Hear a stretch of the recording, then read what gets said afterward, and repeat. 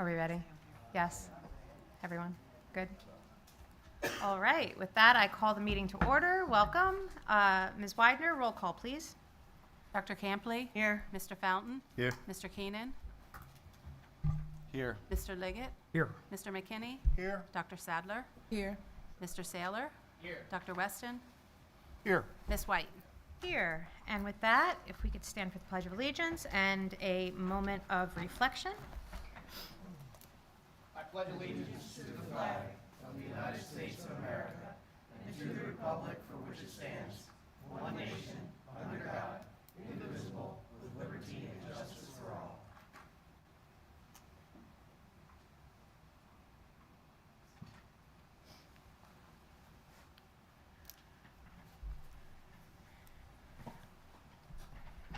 I thank everyone. Dr. Dietrich, if you wouldn't mind reading the mission statement.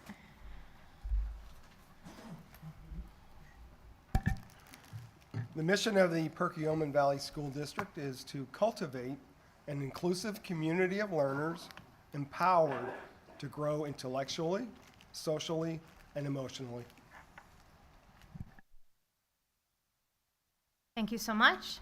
1.06 is the approval of the agenda as presented. Do I have a motion? So moved. Have a motion. Is there a second? Second. Motion and a second. All in favor? Against? Motion passes. And that brings us to comments on any topic, 1.07. Members of the community will have 3 minutes to speak on any topic they desire. I ask that with the same intention that would be used for behavior in a classroom or in your workplace, you take that note here as well. If you need to step away and come back, you're welcome to do so, and you will not lose your opportunity for your 3 minutes. And so I opened the floor. I didn't open the sign-in sheet. But no one has signed up ahead of time to speak. So does anyone have anything to say? Okay. Oh, my goodness. Oh, okay. Mr. Jagger. Hi, Tim Jagger, Lower Frederick. I just wanted to bring up, I was hoping for maybe a little more just transparency. Like I know like with recent news from like North Penn School District and everything, and then hearing things, like seeing things on Facebook. I know Facebook's not, the news place you should be going for things, but like reading things like a student was found to have a knife on them in the school premises and everything. Like, is there something we could get more transparency on as a community where if, like, there is an incident that happens where there is better communication so there's not people in the community guessing what happened, what might have happened, what didn't happen, and then, how rumors just go flying around and then everybody gets mad and nothing successful comes out of that. So just a little suggestion. Thank you. Thank you so much. Anyone else? Seeing none, we will move on to Section 2, Reports and Presentations. Ms. Tremba, do you have anything to offer us? Hi, happy May. We just have a few brief announcements we'd like to share. Drew isn't here tonight. He's celebrating his senior night at baseball, so just wanted to mention that and congratulate him. The first thing we had is that this week is Teacher Appreciation Week, so we'd like to extend our gratitude to the teachers across the district who impact our students' lives daily. Our students are gearing up for the end of the school year. With that comes AP exams, Keystone exams, and we'd just like to wish everyone luck on any tests or exams they may be studying for. And our students are also beginning to conclude their spring sports seasons, and with that we'd like to congratulate a few athletes on their special accomplishments. Track athletes Markel Davis, Ryan Anglace, Ian Johnson, and Doug Ledger all recently set school records in their events, and lacrosse players Bryce Coletta and Holly Nuss both recently reached 100 career points. Finally, we'd like to congratulate our PV Orchestra and Band who put on a great spring concert just last week. And that's it. Thank you. Thank you so much. 2.02 is President's Report. I have nothing this evening. 2.03, Superintendent's Report, Dr. Russell. Thank you, Ms. White. And I have a couple of things that I'd like to call out this evening. And these are my 4 points of interest: shout-outs, retirement, Special Olympics, and partnerships. So I'll take us back to our comprehensive plan that we first developed in 2017. We updated in 2021. We continue to come back to these shared beliefs and the goals on the right. These are our focus areas and what we think about as we organize activities and experiences for our students. Let's start with some shout-outs.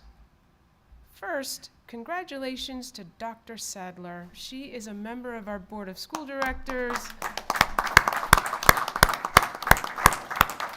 And I believe we have a new nameplate for you, and really, I commend you on completing your doctorate and defending your dissertation, and congratulate you as well.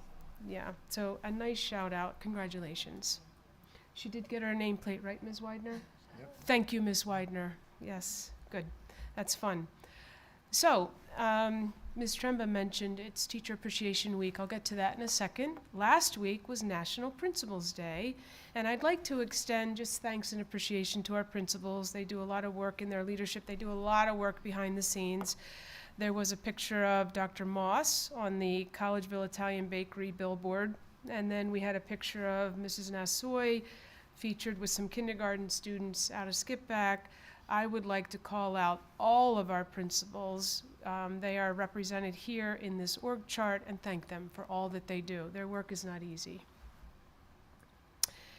And this week is Teacher Appreciation Week, and I sent them a little message earlier today, but for the entire week, our principals are celebrating our teachers, our students are celebrating our teachers, and we'd like to thank them for making a difference in the lives of our students. And thanks for all that they do. Again, this work can be really difficult, and we appreciate that they keep coming back and continuing. So let's segue into retirements.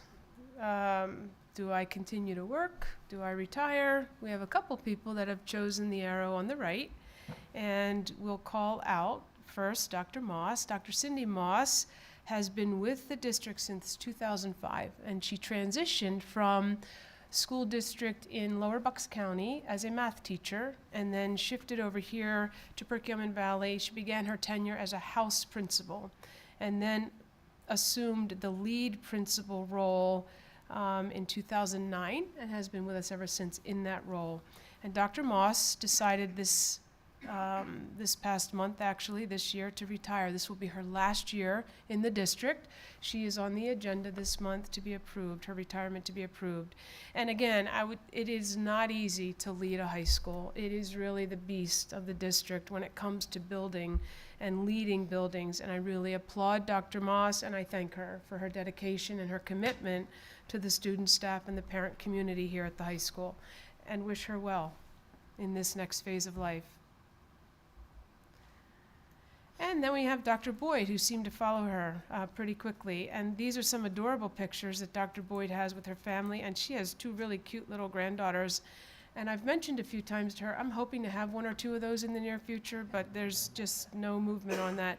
At any rate, congratulations to Dr. Boyd. Now, Dr. Boyd and I have worked together for quite a while. We overlapped in some of the roles that we filled here in the district. She started in the district in '98 as a 4th grade teacher at South Elementary, and then transitioned to a teacher on special assignment for language arts. She was the curriculum coordinator, a TOSA as we called it, K-12, and then she shifted over to Skip Back as the principal there, and then up to West until the director of special ed. So she's really filled a variety of roles for us, and none of them were easy, but she's done a great job. And again, her dedication and commitment is something I really applaud and appreciate. So Dr. Boyd, we wish you well in retirement and time with that beautiful family, really. Thank you.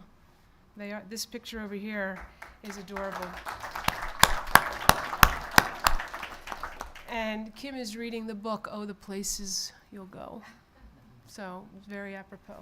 Anyway, best of luck, and thank you. So they're doing the happy dance, just, to continue once more. They're, I think, feeling pretty good. Okay, so let's transition over to Special Olympics. Excuse me, last week on one of the beautiful weather days, Special Olympics was held over at Springford Area High School, and they've done this now for at least 2 years. They've held it there, and it really is a nice experience for our students. We have our general education students as well as our special education students that attend, staff attends. I stop by. There are some other administrators from other districts that participate that stop by, and it's really a nice event for our students, and they get very excited and they have a great time competing in a variety of events where everybody finds success doing something. So kudos to our special education team that dedicates themselves to investing time for our students in these sorts of activities that really are a bright spot for them. I wanted to call out some partnerships. As we wind down the year, there are a couple of partnerships that I want to call out and mention, 3 in particular. I'm going to start with the post-prom. And this is a group of parents, and they are parents from all 3 levels, really, in our district, and they dedicate a lot of time and energy to really transforming our high school on the night of the prom so that students have a place to be that is viewed as safe. And there's lots of things to do for them there too. And this year it was a movie theme, so they featured a lot of different movies, and they have these blow up, I don't want to say toys, but these blow up things, items that students, I'm at a loss, sorry, that students can, yeah, thank you. And there's all sorts of jumping things in the competition gym for our students. There's a casino room, there's lots of food, and there's just lots of things for them to do. And I think what I've offered to Mrs. Stone, who really extended herself along with some other volunteers, is I've invited them to meet and talk about how do we increase volunteerism, how do we increase student participation. There are some models around us where there are more students that attend post-prom. And ideally, we'd really like our students to be in a safe space after the prom. So we'll continue to work on that, but kudos to them and thanks for all that they do. When you walk through, it really is a transformed high school. And hopefully for those students that attended, they had a good time. Power Packs, again, they continue to distribute packs of food to our students every week. And in addition, they have scheduled 3 open nights this summer where they again will make food accessible and available to our families.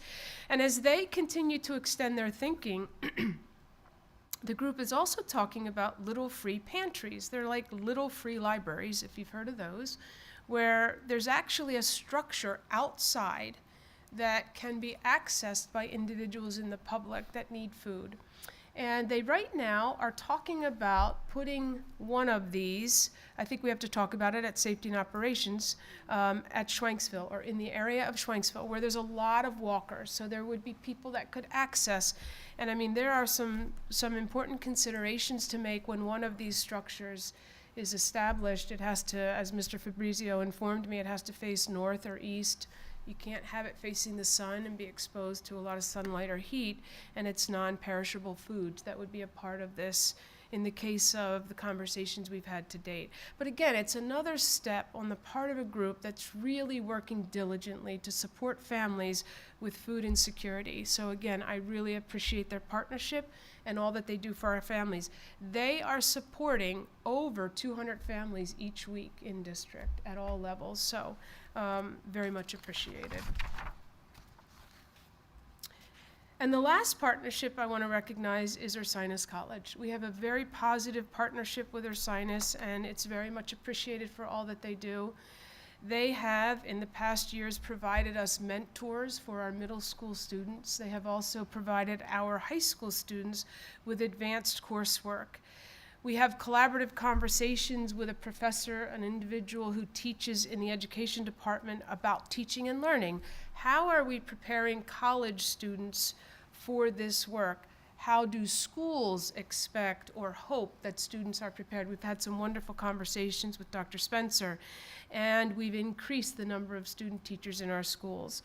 So I'm very appreciative of the partnership that we have and the extension of constantly working together in different areas. The college promotes a similar mission in that it's focused on inclusivity and all feeling safe and welcome, and I really applaud their efforts.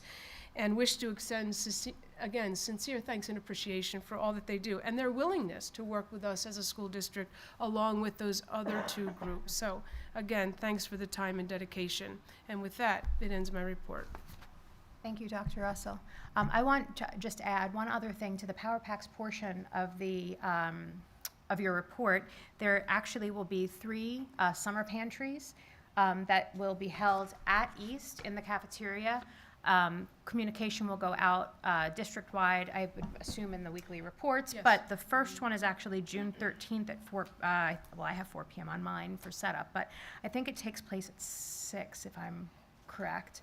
But anyway, so more information will happen about that. There will be 1 per month to help bridge the families that get weekly supplement for, you know, the summer months. And so generally there's all the same sorts of canned goods and things like that, but in a larger scale. And then there will be some fresh produce and meats and things as well. And that will be provided free of charge without any type of need qualification.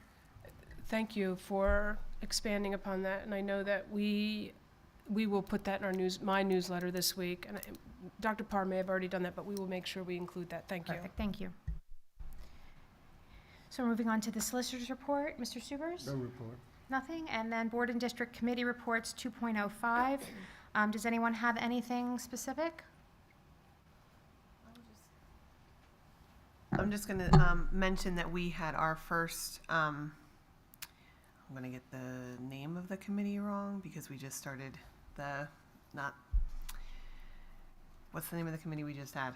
The climate Yes, survey? Climate survey, yes. We did. The task force. Did you want to, I don't know if maybe you or Mr. Fountain want to give us a heads up on anything we discussed, anything that you, Yep, so was that's a good kinda- takeaway?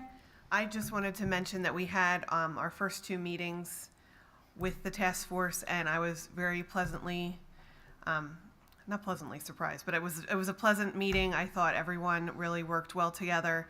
It was well run, very well organized, and I think I'm looking forward to seeing where we'll go with it. Obviously, we only had 2 meetings, but we're already off to a good start, I believe. So I think if anyone has been contemplating coming to those meetings when we restart them in the fall, I really do encourage community members to come out and join us and have your voices heard. Just as a little bit of an addition to that, the other thing that I'm looking forward to in that is having the student representatives more involved in that committee as well, because it is actually for you guys. I mean, so that's probably some of the most important voices we'll hear. Great, and is there, I think the next date is an August date, if I remember correctly. It is, but I believe Dr. Champagne-Lee is going to consider one in June or moving them up. Wonderful, okay. So I think she'll let us So know they'll that. communicate that to the committee as it stands and. Yes. Okay, and I know that Thank the majority of the meeting was working on priorities, so that's very helpful. Okay, so there's that. We have a policy committee coming up this month on the 21st. A superintendent roundtable will be a community engagement forum, I'm so sorry, is May 14th at 6:30 at the district office. Safety and operations was actually rescheduled to be this Thursday evening at 6 p.m. here at the high school. And I think that wraps up May. If there's nothing else, we'll move on to the consent agenda. Section 3 is the approval of the consent agenda as presented. The following items, I'm sorry, we're not the approval, it's just the, okay, got it. Consent agenda as presented will be items that will be moved to consent for approval in next week's meeting. Are there any comments or questions? Okay. And Mr. McKinney, that brings us to education. Dr. Dietrich, it's all yours. Thank you. So this evening, we do have 4 items on the Education Committee of the Whole, namely the curriculum guides and resources, full-day kindergarten, special education update, and staffing and enrollment update, as we always do. For the curriculum guides and resources, we have Mrs. Jamie O'Sullivan, Mrs. Natalie Harenko here this evening. And Jamie and Natalie, if you want to take it from here, it's yours.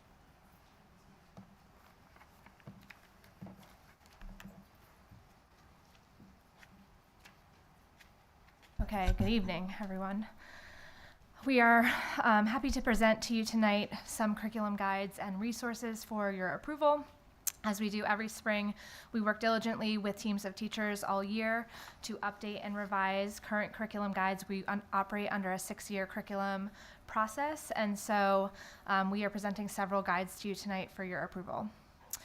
Just as a reference point, there is a difference between a curriculum guide and the resource. So the guide is what is taught in a particular course, and the resource really supports the implementation of the curriculum. So we don't just go page by page through a resource, we really work with teams to identify what are the standards we need to meet, where does a resource hit, where do we need to go further, what does PV really need to emphasize to reach the students in front of us. We use a backwards design process, understanding by design, and so there are 3 stages to the curriculum guides. We present to you tonight stage 1. So stage 1 is our desired results. That's where we have our big ideas and our skills. Stage 2 is our evidence. So what assessments are we collecting? What evidence do we have that students are meeting the goals identified in stage 1? And then stage 3 is the learning plan for that. We keep stages 2 and 3, and we continue to work on those in year 2 with our teachers.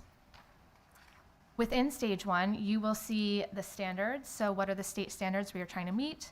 What is the long-term transfer goal that we want students to walk away from a particular unit or course with? What are the enduring understandings and essential questions that each unit is working towards? And then what knowledge and skills are we having our students daily interact with?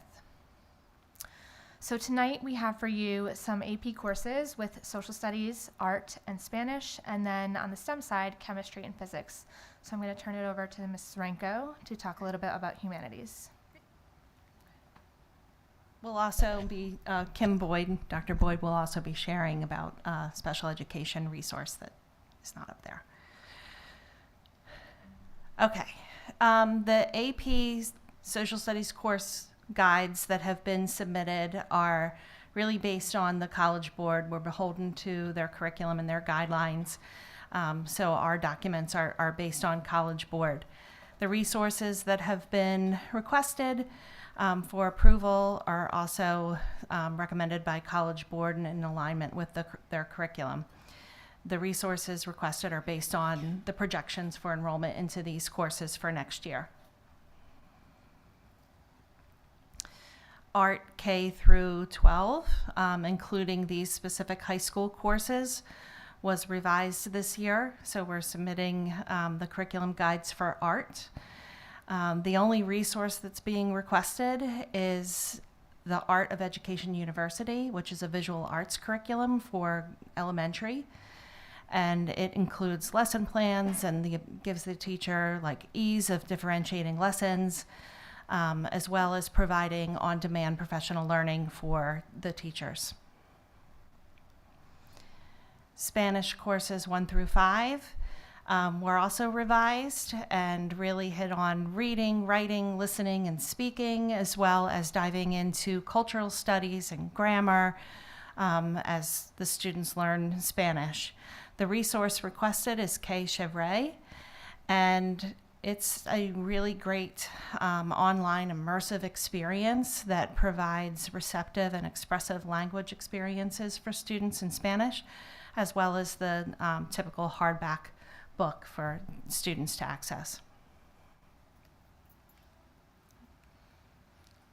Okay, and then as we know, we have our STEEL standards we're about 1 year out from implementation, so we are working hard to revise all of our science courses over this past year and then throughout the following year. So our first 2 guides up for revision were chemistry and physics.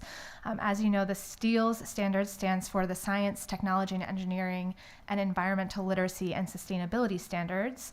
And those standards are written in a way that they are 3-dimensional. So each standard has a focus on a science and engineering practice, a disciplinary core idea, and a cross-cutting concept. So our teachers are working diligently to try and unpack those standards and to really think about what does it mean to have some phenomena-driven instruction and what are the instructional shifts that they need to make within the course itself to meet those new standards. And so we have both chemistry and physics up for review. You can see the scope and sequence there. Chemistry is asking for some resources, some lab equipment to fully outfit each of our high school labs, as well as replace some outdated and expiring equipment. So you'll see that there. Physics is not asking for any resources to go with that. We feel like we have enough already to implement the labs, which are not seen in stage 1, but in stage 2 we have approximately 30 labs that our chemistry students will be going through. Additionally, we have our physics labs that students will be going through, and that's would be within our stage 2. Then I'll pass it over to Dr. Boyd. So this is a resource for K-5 special education. We have some of our students who need to access not only the PA state standards, but there's alternate eligible content. And this is really applicable to our students who may have autism, intellectual disabilities, or developmental disabilities. So this resource is designed as a supplement to the core curricular resources, and it will service our students K-5 in all 4 core content areas: ELA, math, science, and social studies. There's digital resources as well as print resources, and it is aligned to grade level content and the standards, but makes it accessible at the readiness level where our students are. And it's referred to as Teach Down on Core. And here are just some snippets of some of the hands-on materials that are offered to the students, as well as just 2 samples of lessons. For example, if some of our students aren't ready for the written word, the content will have pictures partnered with the written word so that our students can make progress. Just to wrap up, as you know, these guides will sit for 30 days for public review, and anyone can come and review any of the resources that we have requested for approval to look through them, public or board. So, thank you. Any questions about resources or? Dr. Weston. Yeah, with regard to the request for chemistry resource, a lot of this looks like it's a very specific package of equipment to support a specific curriculum. Some of it's obviously replacement, but I'm looking specifically at the digital lab equipment. Again, this looks like it supports a specific curriculum, a specific set of curriculum materials. I would just really love to hear more about that at some point. I don't know if that's something you can talk to tonight, or if it's better if we take it offline. I can come to the district office and look at stuff. Sure. I believe that the vernier equipment was purchased first in 2005 by our district. I do have Mr. Rudolph here from our chemistry team, and I'm not sure if he wants to say anything more about that, or we can take it offline and Okay. dive a little bit further I'll deeper into follow up that. with you then. That'd be great. If you'd like me to speak, I can. Would you like? Okay. He's got the content expertise.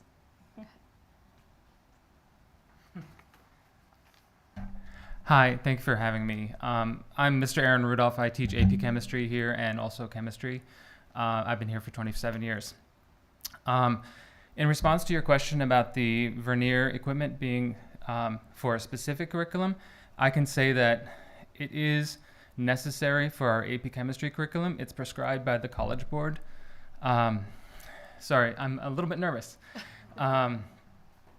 So the College Board prescribes, I'm the AP Chemistry teacher, so I'm prescribed a series of labs that my students are expected to accomplish and do so that when they receive questions about it on the AP exam, they are prepared.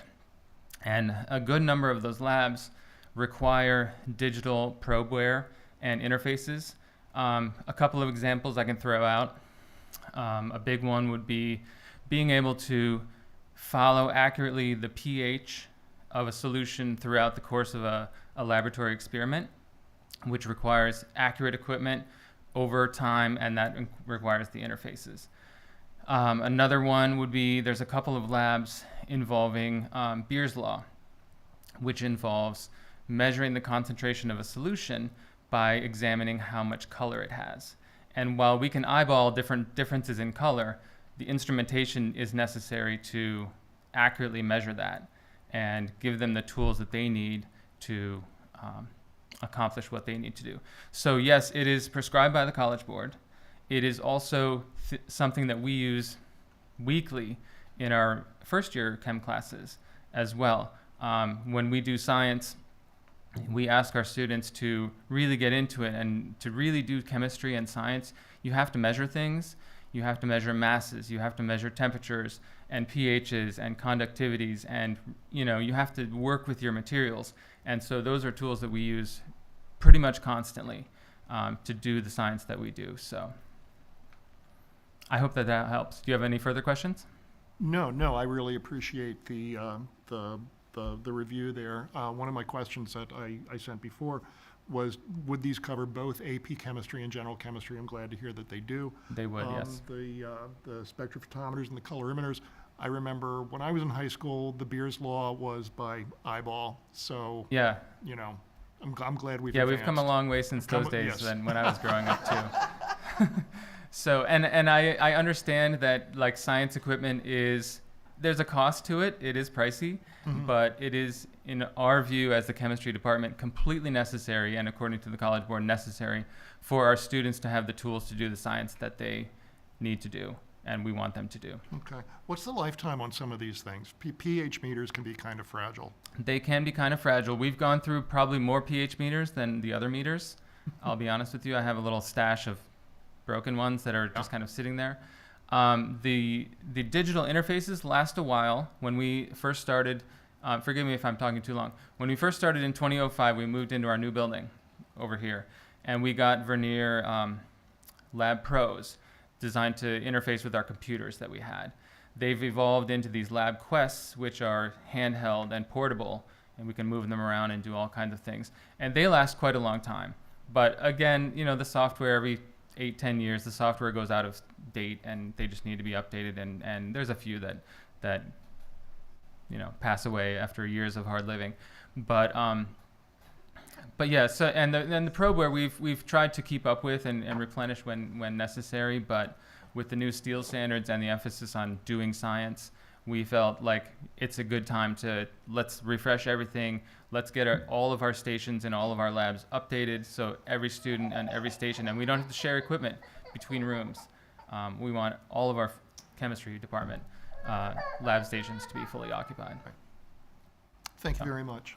Thank you. Any other questions? Thank you. I appreciate your time.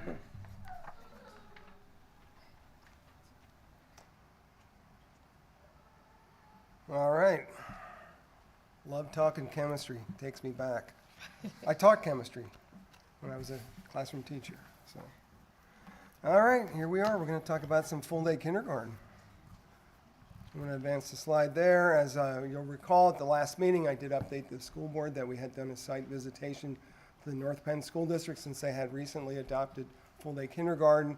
Pleased to report there were a few teachers that were unable to attend that day. So tomorrow, they're being welcomed by North Penn to be able to experience the same thing that those that were able to attend March experienced. So I'm really grateful for that. Also, I had to announce, and I want to say it again tonight, that this coming Wednesday night, 7 o'clock, we have a webinar-style presentation on full-day kindergarten for our parents. So if you're listening at home or you're in the audience and you have kindergartners, tune in Wednesday night, 7 o'clock, for that Zoom presentation from the principals, from me, and from the curriculum department. On April 23rd, we did have an in-service day. We had breakout sessions. We did engage our elementary principals and our kindergarten teachers.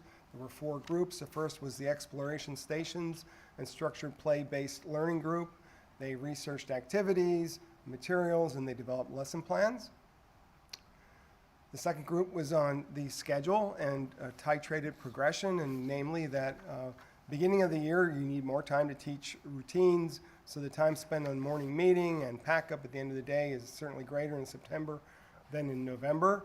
And initially, quiet time in the afternoon is to be provided, and the students then eventually build that stamina to be able to adjust to a full day of school. And then the amount of quiet time gets reduced. The third group, if you want to advance the slide there, was the STEELS group. And as Jamie said, that's Science, Technology, and Engineering, Environmental Literacy, and Sustainability is what STEELS stands for. They spent time planning, and they were unpacking all of those standards, and they're looking for the time that's built into our schedule for that daily instruction in science. Connections are made to other parts of our curriculum. And then finally, the fourth group was the first trimester progress reporting group, and the principal and teachers on that breakout group looked at revisions to the approaches to learning categories in our report card, how those line up to the PA early learning standards. And there's a lot of focus on that learning through play in full day kindergarten. We also will be reporting on reading and math in that first trimester when we have those parent-teacher conferences. Are there any questions on full day kindergarten? We did put the order in for furniture, and we have not gotten a delivery date, but that order was placed, so we're pleased about that also. Okay, if there are no questions on that, we're going to give it back to Dr. Boyd on a brief special education update. Hello. So earlier this year, I came forward to the board and we had the special education plan that was submitted to Pennsylvania Department of Education, and that was due by May 1st. So we submitted that early, but in those conversations, we were also moving through early intervention, which started in October. We're still moving through that process, and we continue to have a larger population of students with autism coming to the district that do require district-level programming.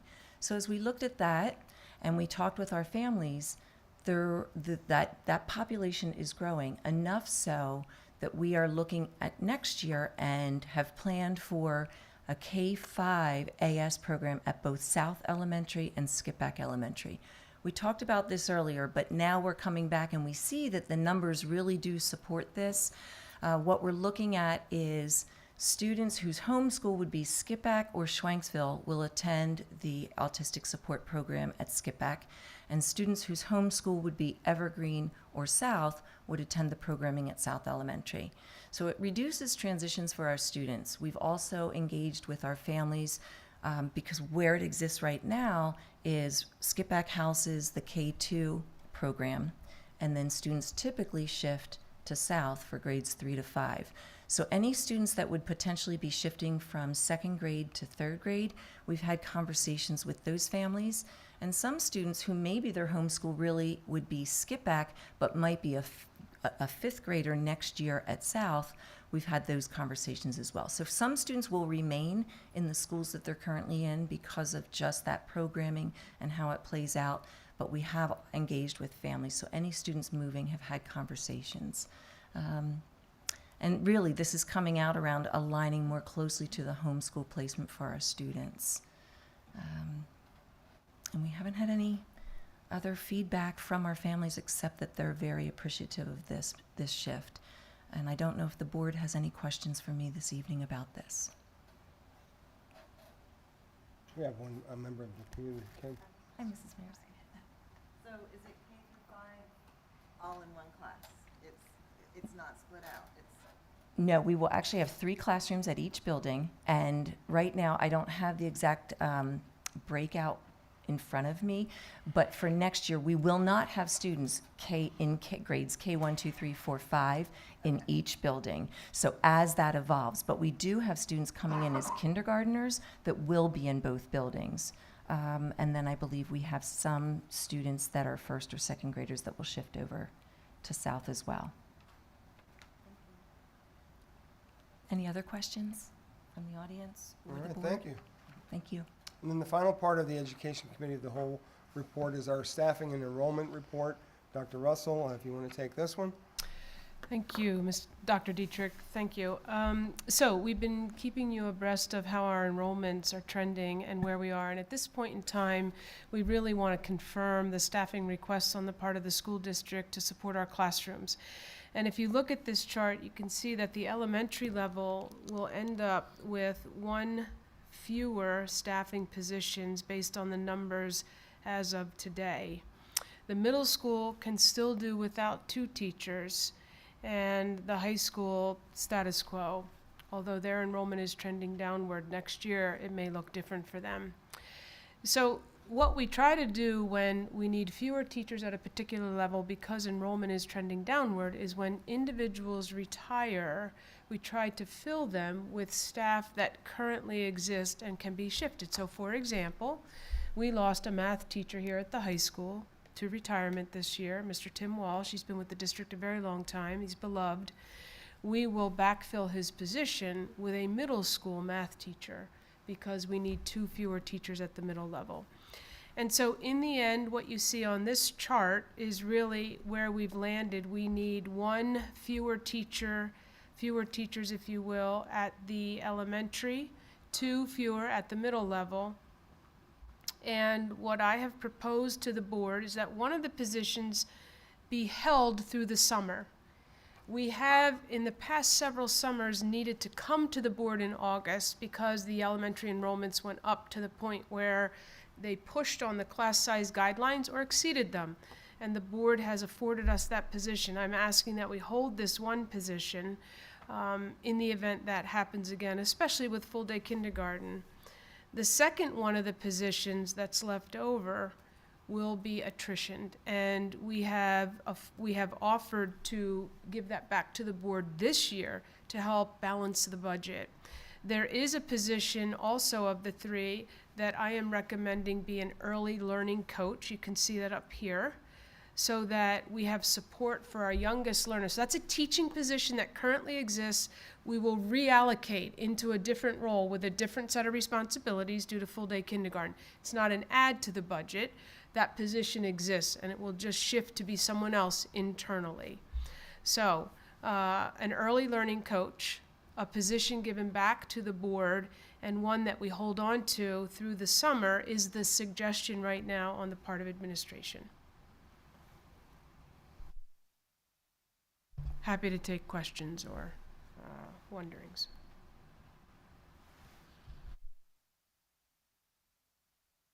Thank you.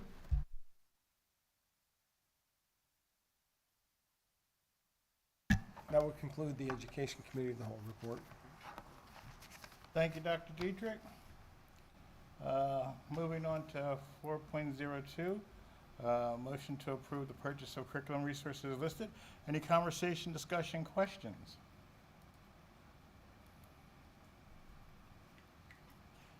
Would like to move that to consent. Point 4.03, approval of Montgomery Virtual Program Agreement. Motion to approve the Montgomery Virtual Program Agreement. Any questions, comments, discussion? Would like to move that to consent. 4.04, motion to approve a virtual instruction agreement with Warren County School District. Any conversation, questions? Would like to move that to consent. 4.05, approval of virtual high school agreement. Any conversation, questions, discussion? Would like to move that to consent. 4.06 is the enrollment report. With that, that concludes my session. Thank you, Mr. McKinney. Mr. Liggett, Section 5 Business. Thank you, Ms. White. Mr. Weaver, we're ready for you.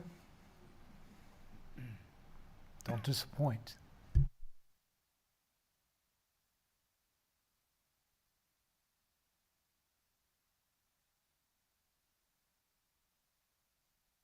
Good evening, everybody. We have a very important night tonight. It's preliminary budget approval, so we'll move forward fairly quickly. Dr. Russell has given me 5 minutes, so we're going to stuff all of this in here. I'm not quite that mean. In 5 minutes. Okay. I took so you over, Jim. Just to set the stage, just as an update to our projection. We don't have any changes from April. We thought maybe because we received notice that our contingency funds through the state were denied this year. That's typically about $100,000. So Amy and I game planned the projection. We thought maybe we'd make an adjustment, but in Amy's wonderful process that she utilizes, if it's not in our pockets right now, we don't count it. So there is no need for us to make an adjustment on our projection at this point in time. So it still stays as of April. All of the other variables that we look at, there are no reasons for us to change. So right now, that's our projection. We will update this once more for final budget approval. Again, there's some backup there that goes along with that. It was initially presented in April. Just to remind the school board that we have utilized $1.551 million of existing reserves and fund balances, which equals about 1.17% of what we're going out with our estimated expenditures to be for the 24-25 school year. Right now, you look at this, and yes, it is getting tinier because as the year goes on and our budget moves through different progressions and changes and adjustments, this is what we're offering tonight. There are no revenue changes. Again, that's some solid work on the back end, but we don't see anything necessary to make that adjustment on the revenue side. On the expenditure side, we do have several, which again, you would expect as we go through our budget processes. We continuously review where we're at, budget to actuals, how we're performing financially this year, and what some of those other variables that we are patient with and cautious with and conservative with now coming into view as we come closer. So one of the adjustments that we've made is $58,690 deduction based upon the special education software curriculum that Dr. Boyd was just talking about. In April, we went forward with a 1 year, one price. We did some due diligence and we are coming back with a 5-year plan associated with that. So instead of a lump sum up front, we are now going to pay that over 5 payments of 5 fiscal years. That makes a reduction. The next thing, we are bringing our debt service because of our successful refunding and our possibility of looking forward to new money in the new year. We're bringing our debt service down from an initial increase based upon what we knew in November compared to where we're at now. We're flatlining our debt service. In other words, we're keeping it exactly the same from a debt service perspective. That is a withdrawal from the expenditures from April of $205,000 as presented. One of those processes that we look at and we continuously review is transportation. We have to add $85,000. This is essentially the cost of our summer programs, our LIFT and our ESY programs from a transportation perspective, because the past 2 years they've been covered either in whole or in part by ESSER monies. Those ESSER monies are now gone, so we have to recognize the entire amount of running that program in the summertime. We are now removing the true-up costs, again, due to the flexibility of the school board and philosophy that we've had over the years. The board has been kind enough to let us roll with that true-up cost, so to speak, as Mr. Moran has provided that in November. And now we recognize that we are meeting the staffing requirements that we have to provide a really good education for our students for 24-25. So we are withdrawing that withhold of $262,349 from those dollars and recognizing that for 24-25. And the last part is that other position that Dr. Russell mentioned. In addition to removing the true-up costs, we are also removing the salary and benefits from that one position that Dr. Russell just mentioned that she was giving back in the efforts for 24-25.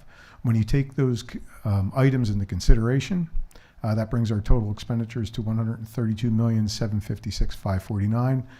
Deduct the uses of the fund balances and the reserves, we sit at a 2.75% tax increase at this point in time for preliminary budget approval, and I would recommend that. Questions? Yes. I have a question. So 31 million is coming from the state, which is a large jump from previous years. It's very weird. We pass our budget before the state passes their budget. What happens if that 31 million goes down to 29? So the biggest component of those items are, of course, the PSERs, which they're mandated by law to provide. Yep. So they can debate a lot of the budgetary stuff. PSERs they can't. So we know that's pretty sure. The only driver and variable to that is what we put in from a salaries perspective. So that's the overall one. We do have set requirements associated with debt service as well, that they do reimburse the school district for certain debt services now as well that they're obligated to pay back. There is no doubt that we are letting about $700,000 as the governor proposed. We're not including that at this point in time.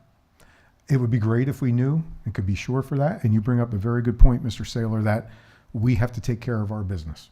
It's unfortunate, but that $700,000 sure would be great right now if we were confirmed to have that. So there are other variables associated with that, which everybody knows from a political perspective, but Harrisburg is one of those funny towns. When they have no money, they argue with each other. When they have some money, they argue with each other. And now that they have a lot of money, they're arguing a lot with each other. And so there is no given. Yeah, it's a 14% jump from year over end. So what happens if the final numbers from the state are less revenue for the school district? So the one thing that we did do, one of the jumps is because we have recognized the treatment center dollars in there. So that's $2.5 million jump. So that's really the biggest difference at this point in time. Okay. Yeah, They're good questions, though. that gets it back to 29. Okay. Thank you. Okay, so again, the recommendation is to move forward for preliminary budget tonight. It does need approval tonight because it has to sit for 30 days before the final budget approval on June 10th. Any questions? Okay, setting that up, then the tax rates would be, as such, it would go from 36.38 mils to 37.38 mils, which would be an annual increase of an average assessed home at $180,000 of almost $180 over last year's bill. Here's some historical budget information. I know it's tiny. This is a fantastic spreadsheet that Mrs. Hurd has developed over the years, and we continue to update that.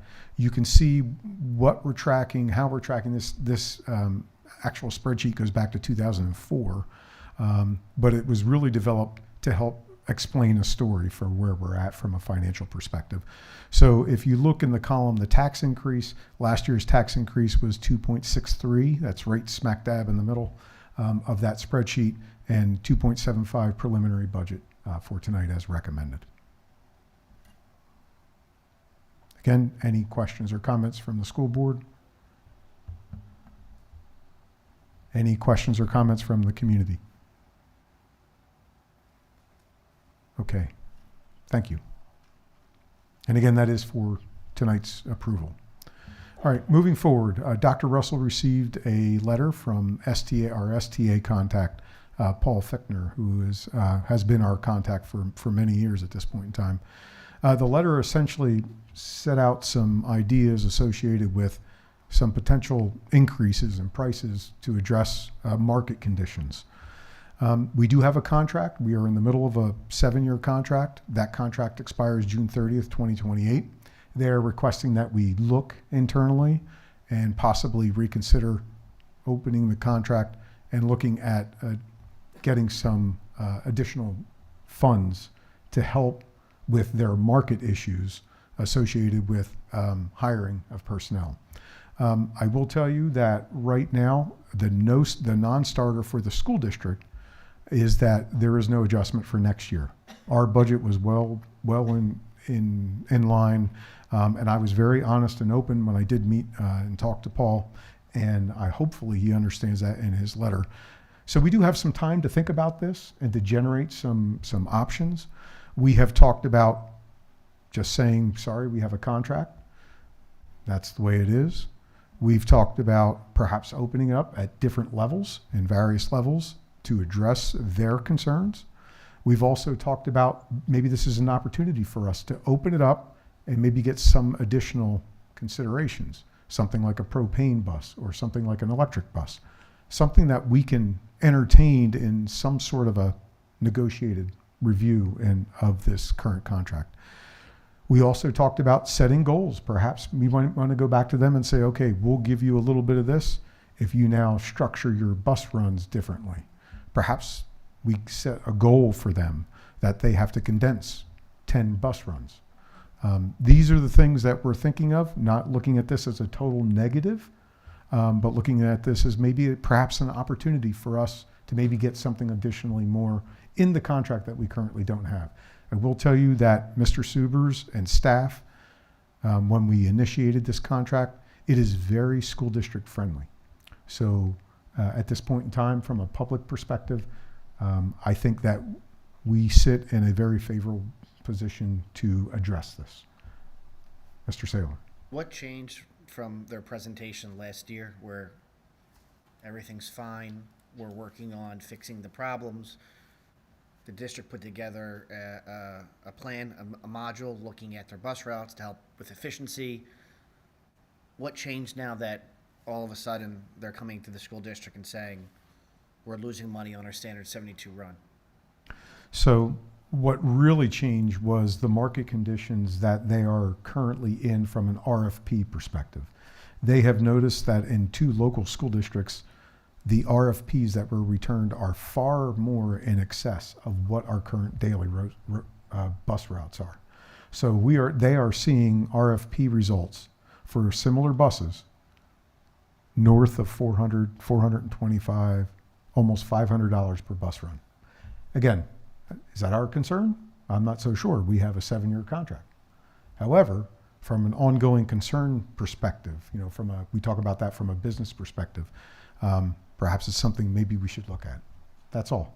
I'm not suggesting anything at this point in time, and we do have some time to be able to go through the various options to us, if we so desire. So what's the penalty? I don't know who to address the question to. They break the contract, what's the penalty?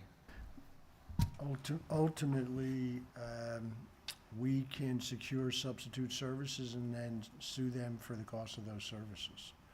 So, I mean, it would be a breach, they would be in breach of their contract.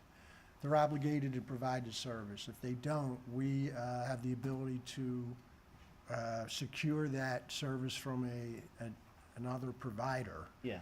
And they would be responsible, we'd have, in litigation, Yeah. For our increased cost. And we're in year 2 of a 7-year contract? It's 21, so we're in year 3. Great. Yep.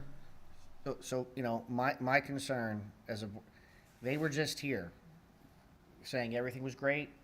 We're working on making things better. We appreciate your help that the district did to make things more efficient. Then they see the market shows, well, hey, new contracts, we're getting more money from other districts, so why don't we get more money here? And that's great if the service is spectacular. But STA at this time is like going to a restaurant and not getting a knife and a fork to eat your food. So you don't pay more for that. And there are still instances where they're not meeting their contractual obligations to the school district. And they're not saying they're losing money in the hypothetical stock market. Well, if the stock's showing really high, so if I cashed it out now, if I could sign a deal with this school district, I'd be getting paid more. But, if they had more trucks and drivers, they could sign a contract with another school district and make more on that. That's just the way the apple fell from the tree. Why, unless they're saying it's the gas or it's the diesel fuel, it's the DEF. Buy that. Exactly, that's correct. So we're dealing with the market of the fluctuation of the petrol. We're dealing with the fluctuation of DEF to have the trucks run properly. They're saying, I just found out that I could get a better deal at another school district if I had more trucks and drivers. So go build more trucks and get more drivers and sign a really nice deal at another district while you continue to certify our contract. Yeah, I certainly wouldn't disagree with any of that at all. Dr. Campley. So, I mean, I've been with everybody on this. Like STA has not been, I've not been a fan for a while, but I got the impression from what I read that their argument was that if they could, kind of like when we talk about recruiting staff here, that if they could afford to pay more, they would have more staff that they could retain, and therefore then they would be able to keep staff, or I call it saying staff, they could keep drivers, and then they wouldn't have as many issues with drivers calling out or losing drivers and not having enough drivers, which results then in not being able to keep the bus runs on time and the shortages. That's kind of what I equated it to. More so than I found out I could make more money. Maybe they realized, hey, this is why we can't find staffing, is because they are able to pay more at these other places because they're able to charge more. So I'm wondering if maybe there's more of that happening. But again, I think there needs, I'm glad to hear that we can't make any changes this year, because I think there needs to be a lot of conversation, and I think there needs to be a lot of built-in protections that if they were to get any type of extra money, that it actually goes to the drivers and the retention of drivers like they had suggested within that letter. Yeah, Dr. Campley, thank you for pointing that out. That is the underlying theme, that they continue to lose drivers because these other contracts now are built to be able to pay more now to their drivers. That's what is in the letter. We have to see if that is indeed accurate. But I did double check some of those numbers. Colonial School District was one of those. Reach out to the business administrator there. And the results are true to what is in that letter. The 3 respondents were $400 for a 72 passenger bus for the day, $450 and $499. 332. Hey, Jim. Question. Go ahead. All right, thanks.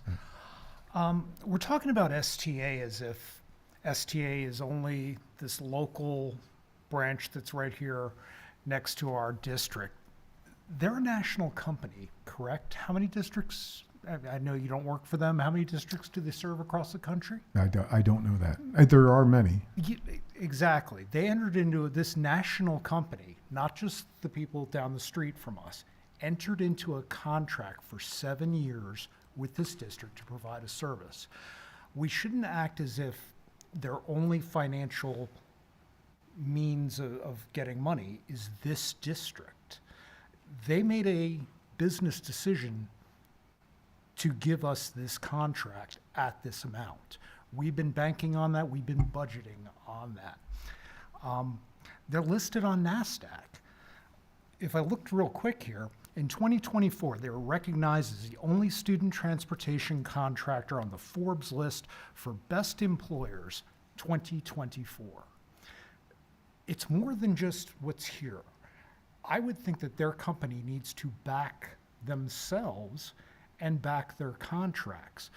To Mr. Suber's point about if we didn't have the services provided to us by STA, we would be going after them through the court system. There's a lot here. This is not just this one single garage that services only us. That's an excellent point. However, we have a fiduciary responsibility to have our students come to school safely. And that's what I'm trying to weigh.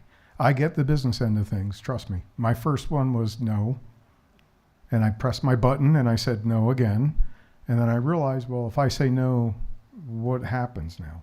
And maybe that's the face, the gambling face. I don't know. But we've got to at least respond to them. Also have a fiduciary responsibility to the district. Oh, and the taxpayers, absolutely. Yes. And what kind of precedent does it send that you can enter into a contract with the district and then decide a little bit into it that we need to renegotiate this for more? If we were to negotiate with teachers in such a way, or any contract, the part of the contract is that the two people, they come to an agreement and they fulfill their agreements, and we're fulfilling ours. We know that STA has not fulfilled theirs in the recent past.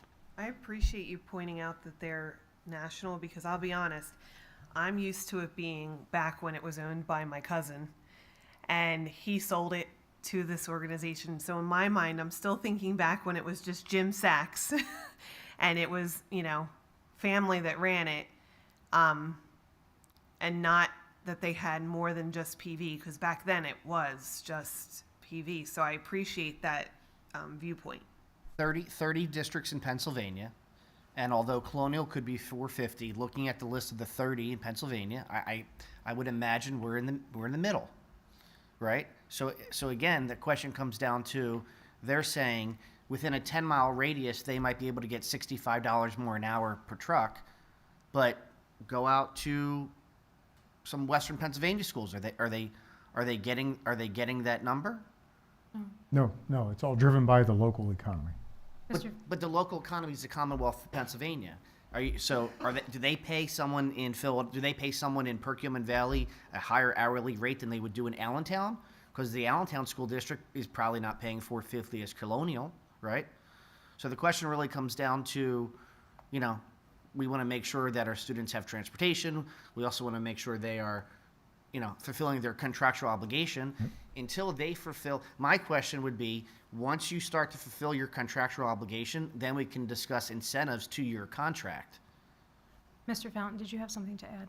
Yeah, I agree with what Mr. Saylor's talking about. It seems like if they are not doing what they're supposed to be doing, which they have consistently not done over the last 2 years, why do we pay for that? They wrote up the contract. We agreed to it. Once it was agreed to, then as far as I can see, if they're trying to figure out ways to make more money, that's on them. That's not on us. If they were local still, and they had there were two places, and they said, look, guys, like, we're getting a lot more money here, and our drivers want to go there. There's 30 districts I think they're based in Maryland. There are 30 districts in Pennsylvania. Looking at the list of PA school districts, we're probably,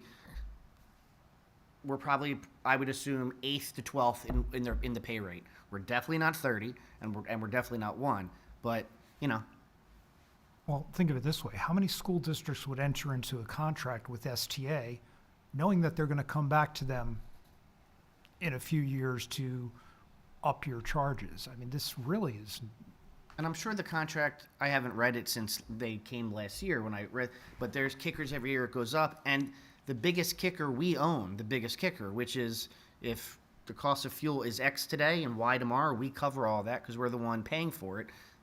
If we didn't do that, I could see them coming back and say, dude, it's $3.75 a gallon of gas. When I signed the contract, it was $2.12. You have to pay more. That makes sense. A lot of companies do that. You can negotiate your contract with a strong hand when you have no hand. Yeah, and I think the other thing is that this was done in the beginning of the pandemic. Yeah, right.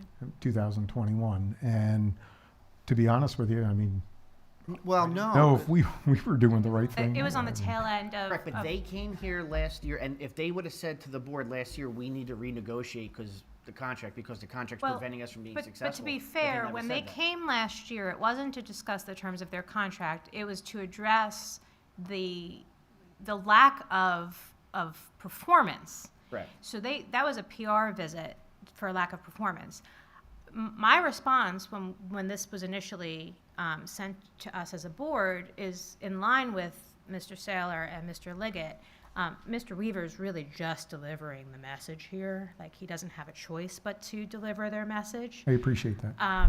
Yeah, and I appreciate that you were trying to be very diplomatic in making a case for them. If they really wanted and were really invested in reopening negotiation, I think perhaps they would have made the pitch in person to the school board to look for partnership. But since they're having you deliver the message, Mr. Weaver, you're bearing the brunt of the reaction of the fact that they have not performed. And by the way, when the contract was first brought up and was up for RFP, I was not in favor of STA because they previously weren't performing.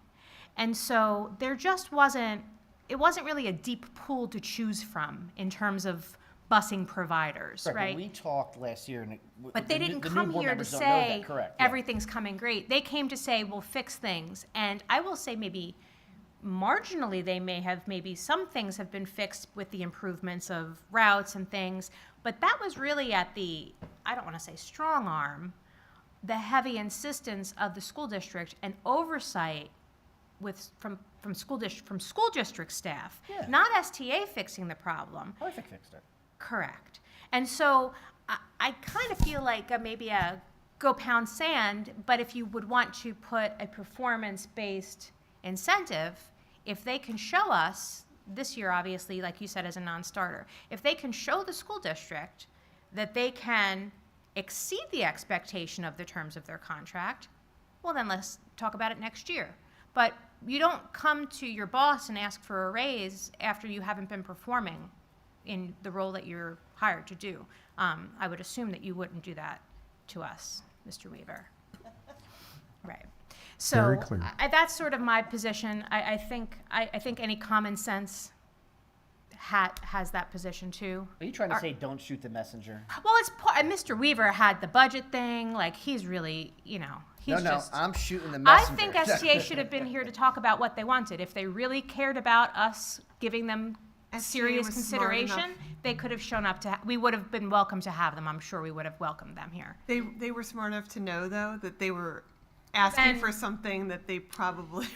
Cool. But their contract says 2.5% increase, then 0% increase. That's the contract they signed. No.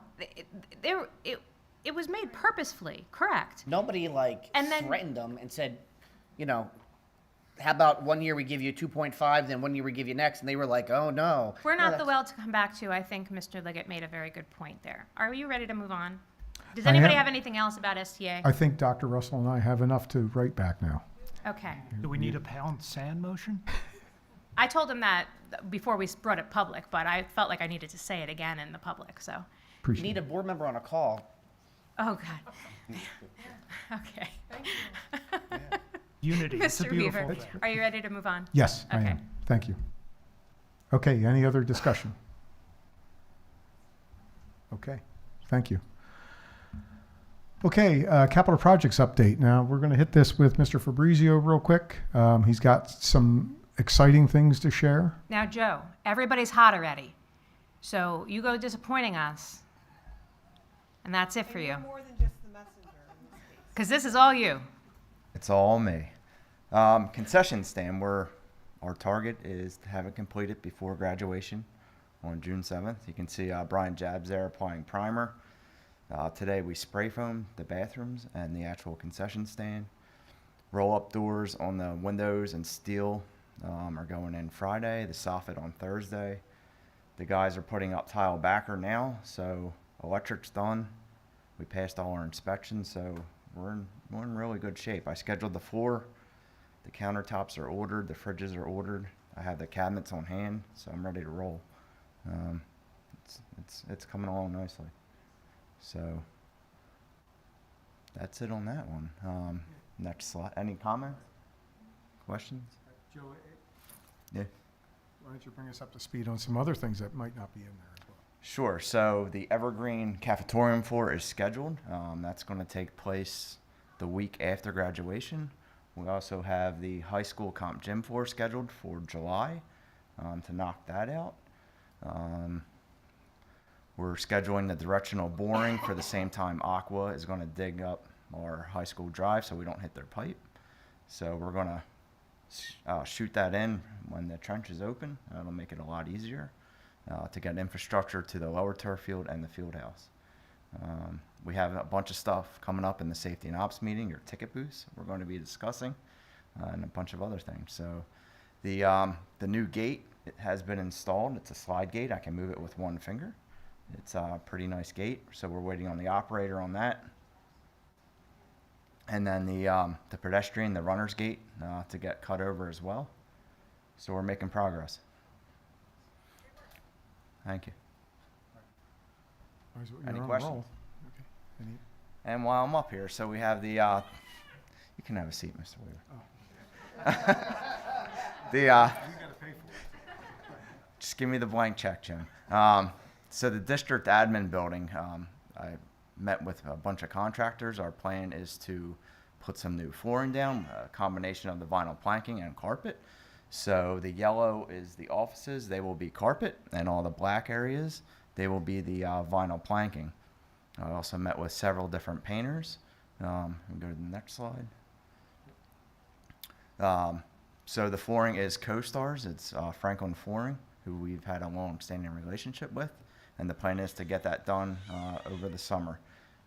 We're going to do this in stages along with the painting.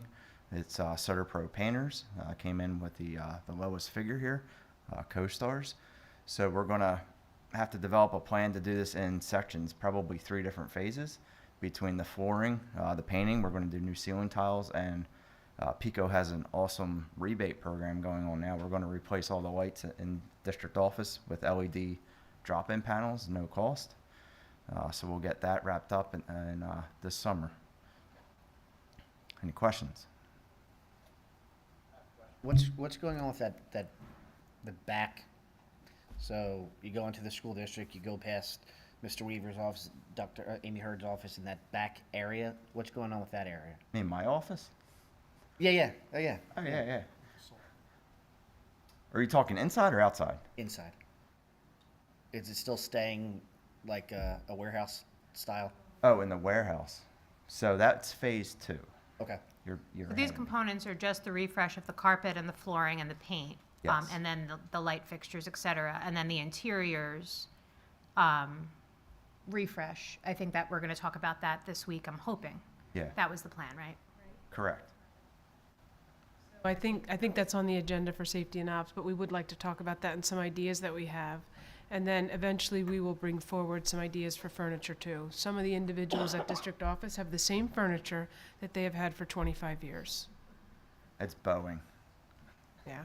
So that's up next too. That'll be part of what's proposed to be incorporated this summer. This is you now. Oh, Mr. Blank Check, and then 8 million comes out and he runs. Yeah, okay. All right, so tonight we're also revisiting the ESCO 5.0 Exhibit A, which is the next phase from the ESCO 5.0. If you remember, when we settled on the contract for ESCO 5.0, we desired to work with Mr. Subers and CM3 and Phil Mowery, our ESCO consultant, to make sure that we didn't have to go back out to RFP for certain things that we knew that we needed to do, but we just didn't have the monies at the time. So we are looking at, and we put this exact schedule in there with a CPI that was allowed as part of the contract details. So tonight we're moving forward with a recommendation to move forward with ESCO 5.0 Exhibit A. It will replace 12 rooftop units and 10 univents at the high school. It will complete that renovation of all of those units at that point in time and control upgrades in that building. We are recommending replacing 101 HVAC terminal units at Middle School East. Those are original though to the building, so those are approaching 28 years old at this point in time. Part of this is moving forward with a roof recoating and replacement at Perkiomen Valley Middle School West, and then the window seal replacements at West as well. The total package, as reviewed by Mr. Subers and agreed to through negotiations and contact over the weekend, is $8,267,428. Again, this is recommended to move forward. It is a board motion 5.15, and we'll take questions.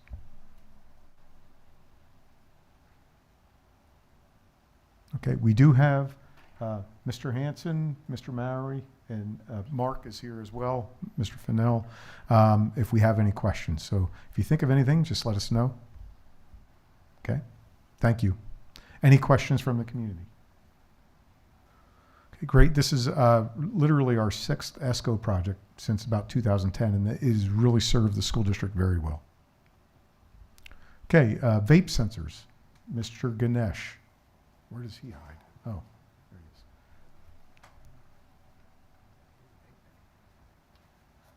All right, good evening, everyone. So we are moving forward with the vape sensors.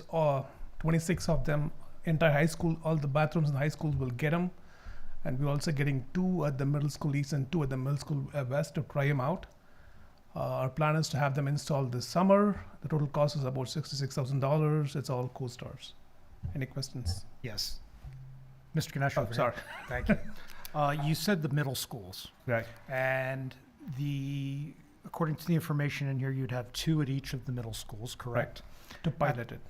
At the Safety and Operations Committee, Dr. Weston had specifically asked about middle schools, if there was any consideration for this. And at that time, the answer was no. Why and how are we getting to doing 2 sensors in each of the middle schools? Since then, we've heard some concern that there are some vaping issues at the middle school level as well. So we just wanted to pilot 2 of them at the middle school to see if that will solve the issue. And again, if there is a persistent issue, our plan is to expand even at the middle school level. When we discussed the number of sensors for the high school.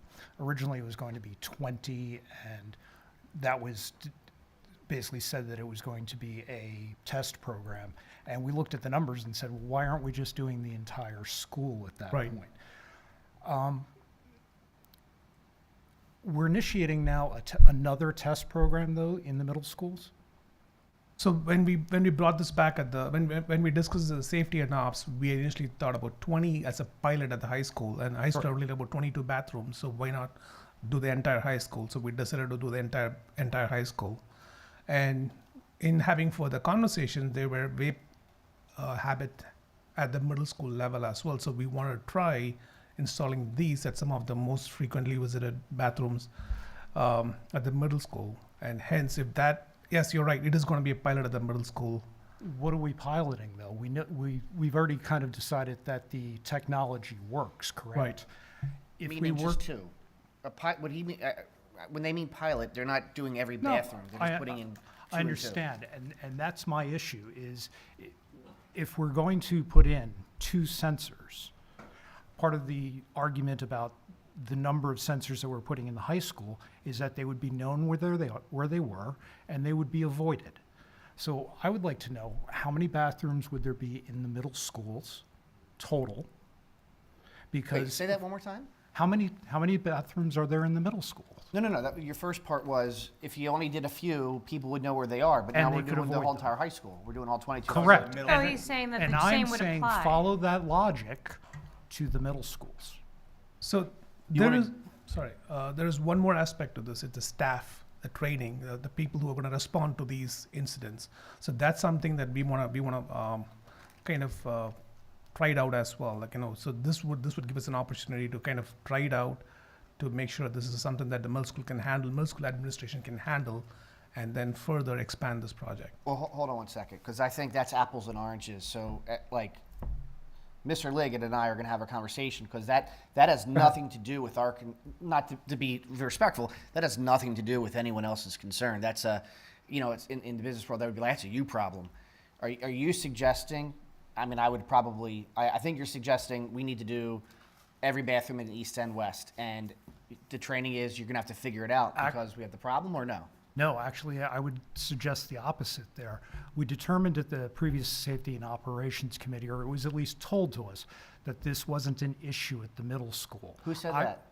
Actually, Mr. Ganesh did, and Dr. Russell also agreed with that at that point. You don't have a vaping In the issue at previous, East? no, they said it wasn't a significant issue.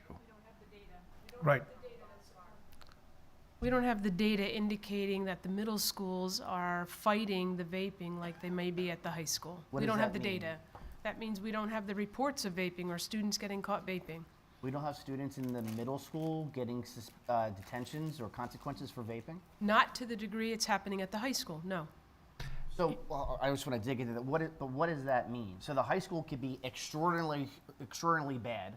I'm just levels are Relative. Relative. What is the level at East? For instance, do we have students flushing vape pens or whatever they would be called at the toilets at East or West?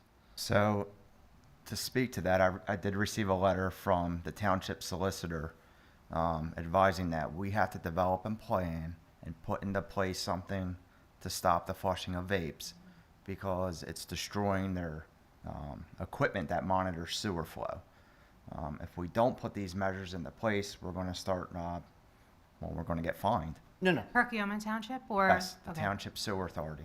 No, my question is, do we have students, let me rephrase that, do we have people flushing vape pens at East or West? I can't answer that. I don't know. It all flows out to one central sewer main. Well, no, because West is a totally different school, West? township. I'll have to talk to our plumber, because we pump at West. We go into a grinder pit. If there was a problem, I would have known about it by now. So when there's clogging the ejector pump, I can't Yeah. say definitively if they are flushing them. I don't know. So when there's a problem, let's say the high school, that a toilet or a pipe is clogged because of a vape pen, we know about that. So does that happen at East? I have to get back to you on that. I don't know yet. Because I'm going to surmise that we have a vaping problem at middle school as well. how heavy it would be. We could debate the relative term of what's good, what's bad, and what's indecent. And that's my issue, is that we don't have the data on that. We do up have the until- data. We do. We do? We just Dr. know Russell said that we we just know don't. it's not as high as the high school. That's what Dr. Russell said. Climate Okay. survey give Here's- us any indication? Well, we didn't ask the climate survey, does your son or daughter... There were Well- other questions, though, Oh, about drug use. yeah. Well, here's my essential concern. At the committee meeting, we were talking about $1,000 per unit. And then during the meeting, it was mentioned that it could be up to $50,000 to do the project that was isolated at only the high school. We now are looking at, I believe it's, what's the total number? 66, 67. So we've gained $16,000 between now and then. Do we have a number for what it would cost to just do the high school, all the bathrooms like we had talked about? Do we have that number? So for the 20 that we discussed at the safety and ops, it was about $55,000. So the addition of that extra 6 has added the number, another $12,000 more. So just for the 20 that we discussed, the safety and ops, it was $55,000. Okay, so if you minus out 4 detectors, if it was all 26 is now 67. So we added another $12,000 for the remaining 6 of them. Wait, what? This You isn't- said how much at safety and ops was it? It was originally said it was sold as $1,000 per unit. This is 22. This is 25.75 a unit. No. So again, to go back, when I had the slide, I mentioned that the prices that we were still researching the prices. We had to get official pricing on the official proposal. Just looking online, these products go for about $1,000, $1,000 some dollars. Just the product, just not the licenses, no installation, Correct. just the product, just a sensor, goes about around $1,000. And that committee, that was acknowledged, and the number of 50,000 was given then. So hold on, just Yeah. let's back up for a second, because for some reason it's like contentious all of Oh, a sudden, it's- and it's- I'm not quite sure why that is. But No, just let not at all. me. Okay. So yeah, okay, good. You're both good. Yeah. So the conversation, the way that it went at Safety and Operations during the last meeting was Mr. Ganesh brought forward his recommendation. At that time, the conversation was, let's do them all. And so now his recommendation is slightly different than the committee, but that's not unusual. But so you're proposing to do no middle school bathrooms, and you're proposing to do all middle school bathrooms. Is that true? Is that where we're at? No, I don't. We're just conversating. So like, how many bathrooms are there in the high school? 22. Okay. How many bathrooms are there in all of our middle schools? I got to get back to you on that. I'm Okay. not 100% sure. You don't think you're saying the administration said we don't have the data to know whether we should do anything in the middle school. I will say we have the data. It's not as high as the high school. This would give us a trial, not a trial of trying the tools out. We know how the tools work, but would give us more actionable data to come back at a later date, maybe in like November, and say, hey, the sensors are pinging left and right. It's like quantum leap at the middle school. We need more, right? We know how many students Well, are being. we also know yeah. that, as you admit, that there's, if not a vaping problem, vaping can occur at a middle school. Sure. I would like to know, before I put a pilot project in there, what would be the potential total cost of that, using the logic that we used in going back into the high school, where we did 100% coverage. I want to know, before we get into the middle school, especially considering we actually have no hard data, how much are we looking at going into there? Like the 26 yearly contracts for each of these detectors, how much is the yearly contract? We don't have a breakdown. Right. So the annual these are one-time. I mean, majority of them is a one-time cost. The device That's why I'm itself. not asking about the one-time cost. Right. So the annual contract is about a couple of $1,000s a year for the cloud license. I have the breakdown. So it's about $1,300 or $1,400. Because the way that the breakdown on the stated that it was the contract per, each for the 26 units. Right. There's also the license for the, let's call it the network, for lack of a better. The cloud management platform, yes. Is there only one management Yes, platform one for cloud the management entire platform. district, regardless of how many buildings? That is correct. Okay, that's good. So one management platform, these devices are about $100.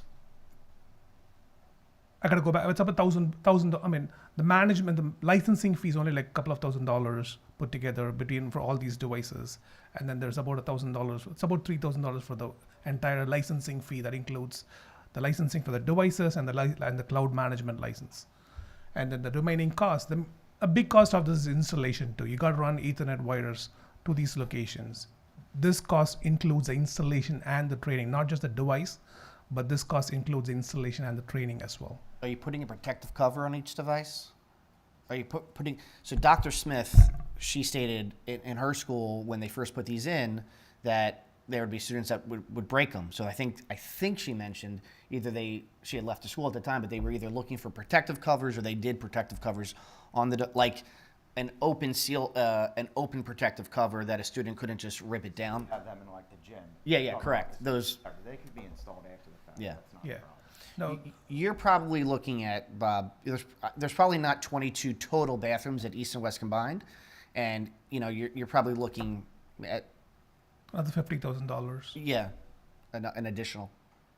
So like 111 all in if you wanted to do every single bathroom. I would like to know the scope of what we were getting into in the middle schools and just have the high school, because that's literally until these slides came out, we were talking about the high school and concentrating on this problem of vaping here. The project has grown from what was previous 50,000 Yeah. to 66 already. Yeah. Before I start to expand that kind of money to the middle schools, I'd like to have some data on the cost of how much would it be to do the middle schools? Yeah. What is the high school bill by itself? Which is what I was under the impression as we were moving forward in this entire thing. It was always the high school. I'm not saying that there isn't a place for it necessarily in the middle school, but if we want to get something moving now, and considering the way that the cost of this has spiked, I would like to have the data before I go and put a pilot program in to the middle schools. I would suggest that the cost would be minimal compared to a contamination that the township might levy on the school district if we can't figure out a way to stop clogging their systems up. And like you said, we don't know if it's coming from east. So one of the data that we rely upon, again, having conversation with the building principals and also looking at the disciplinary record, the number of items that we look at the student information system, look at the disciplinary records, the number of records that we have at the high school for such events are higher, considerably higher when compared to middle school east or west. So hence, But how much, like when we say higher, that's what I'm trying to, how many incidences do we have? We have to understand that middle school, God forbid, if there is a fifth grader, like we have to assume that, hopefully we're assuming, I hope that we're assuming that the vapors in the middle school are the eighth graders, not the fifth and sixth, or the sixth or seventh graders. But we don't know. But that's why the incidences are smaller. It's a younger student, but they're still there. And I bet, huh? There's less students. Yeah, and there are less students. I bet you the numbers aren't like, if it's 190 at the high school, it's not 3 at the middle schools. It's a high enough number that we should be doing something, just in my opinion. And I'm not saying that we shouldn't do anything. What I'm saying is I think we need to move on in the high school, get this done. But I think we need to think about it before we enter this into the middle school. I want to know the big picture before we start to do this. Is there a discount or a package price that by getting for middle school and high school at the same time? Because I'll be honest, I was one of the ones when you brought this up I believe it was last month, my months all blend. I had asked, can we consider doing this at the middle school as well? Is there cost effectiveness to doing it at once versus breaking it down? so if saving money is one of the aspects, one of the things that we can do is try to do the installation internal, like between Mr. Fabrizio's staff and my staff, we could run the wires, and it's just like a smoke detector, so we can install them ourselves. But again, this involves running wires for 26 bathrooms or 26 locations. So that is where half of the cost goes. So if by adding another 10 or 20, you're still going to have the labor cost of having to run run to that many locations. You're not going to see too much of a discount by adding another 20 sensors because the work still has to be performed and having to run Ethernet to all these locations. So No, installing. that makes sense. I was just curious if there was, doing now or later, if that was if there was a It will benefit. still be the same cost. One of the things that we could do is, again, work with Mr. Fabrizio to see if his team and my team can combine and kind of tackle this project in-house.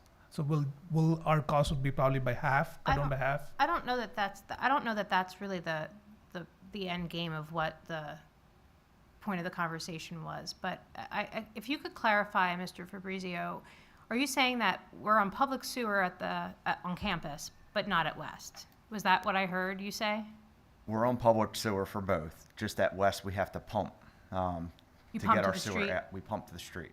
Okay, but Lower Frederick has not given any indication that there's been any issue with the sewer line there? No, and we would know. So the It hits vapes the would grinder clog, before it. would clog the pump. Yeah. Before You it would gets see it out to the before it got to street. the sewer line. Yeah, Okay. Dr. Weston. So sorry. let me finish the point.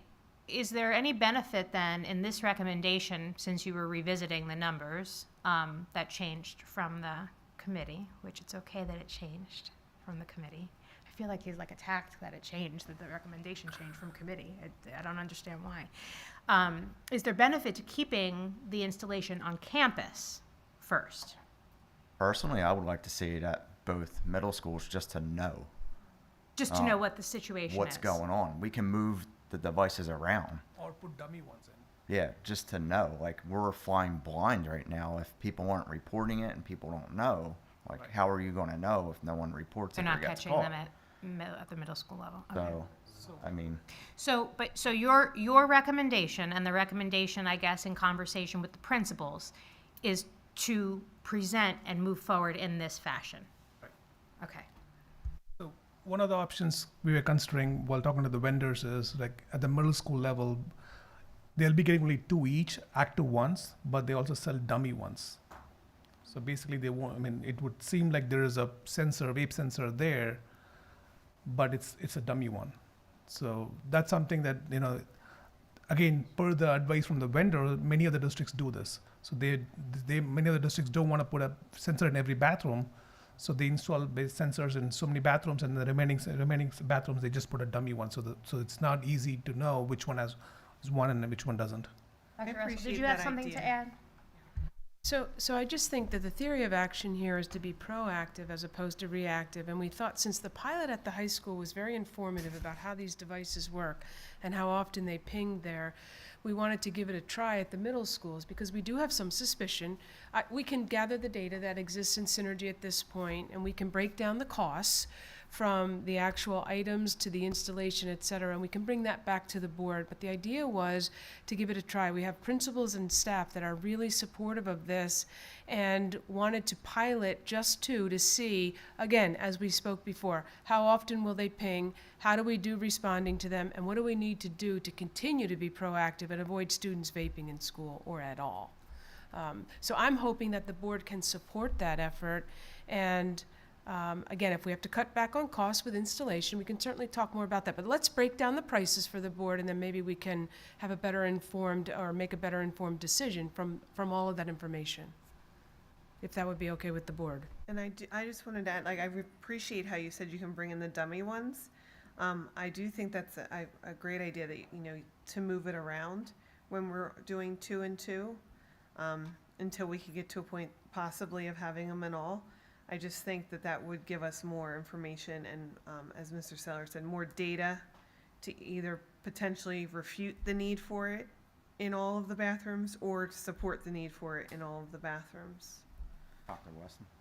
Yeah, I appreciate, Mr. Liggett, what you're saying about wanting actionable data before going forward with an extensive project in the middle school. But I agree, Bart, with Dr. Russell, what you're saying.